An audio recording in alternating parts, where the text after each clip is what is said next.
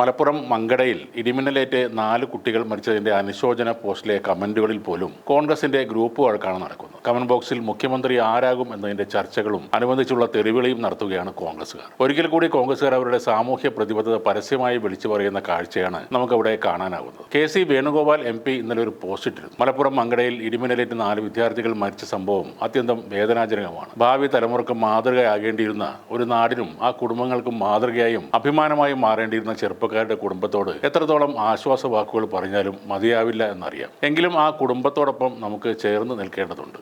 അവരുടെ വേദനയിൽ നമ്മൾ പങ്കുകൊള്ളേണ്ടതുണ്ട്. അകാലത്തിൽ ജീവൻ പൊറിഞ്ഞ റഹീസിന്റെയും വഹാസിന്റെയും സിയാദിന്റെയും ഫഹദിന്റെയും കുടുംബങ്ങൾക്ക് നഷ്ടപരിഹാര തുക കാലവിളംബം ഇല്ലാതെ നൽകാനുള്ള ഇടപെടൽ നടത്തണമെന്ന് ചീഫ് സെക്രട്ടറിയോട് ആവശ്യപ്പെടുകയാണ്. പരിക്കേറ്റവർക്ക് എത്രയും വേഗത്തിൽ മികച്ച ചികിത്സ തന്നെ ഉറപ്പുവരുത്തണം. എത്രയും പെട്ടെന്ന് അവർ സുഖം പ്രാപിക്കട്ടെ എന്നാണ് പ്രാർത്ഥന. ഇതായിരുന്നു കെ.സി. വേണുഗോപാൽ തന്റെ ആ പോസ്റ്റിൽ പറഞ്ഞത്. 18, 19, 20 വയസ്സ് മാത്രം പ്രായമുള്ള 4 വിദ്യാർത്ഥികളുടെ മരണം നാടിനുണ്ടാക്കിയ വേദന വളരെ വലുതാണ്. എന്നാൽ ആ ദുരന്ത വാർത്തക്കടിയിൽ രാഷ്ട്രീയം പറഞ്ഞുകൊണ്ട് തമ്മിലടിക്കുന്ന കോൺഗ്രസുകാർ അതിലും വലിയ മാനക്കേടാണ് മലയാളികൾക്ക് ഉണ്ടാക്കി വെക്കുന്നത്. കെ.സി. വേണുഗോപാലിനെ കൂടാതെ ഷാഫി പറമ്പിലിനെ കൂടി അവർ അതിലെ ഉന്നം വെക്കുന്നുണ്ട്. ഫ്ലെക്സും ബോർഡും വെക്കുന്നതിനെ എതിർത്തുകൊണ്ട് സതീശനും ചെന്നിത്തലയും കെ.സി. വേണുഗോപാലും ഒക്കെ നേരത്തെ തന്നെ രംഗത്ത് വന്നിരുന്നു. അങ്ങനെ ഫ്ലെക്സ് ഒക്കെ എടുത്ത് മാറ്റുകയും ചെയ്തു. ആ കൂട്ടത്തിൽ CPM-കാർ വെച്ച ഫ്ലെക്സ് കൂടെ കോൺഗ്രസുകാർക്ക് എടുത്ത് മാറ്റേണ്ടിയും വന്നിരുന്നു. വി.ഡി. സതീശൻ അണികളോട് പറയേണ്ട ഒരു കാര്യം എന്തെന്നാൽ ഫ്ലെക്സിനേക്കാൾ അപകടകരമാണ്, അല്ലെങ്കിൽ വിഭാഗീയത വളർത്തുന്നതാണ് സോഷ്യൽ മീഡിയയിലെ ഈ പക്ഷം പിടിച്ചുള്ള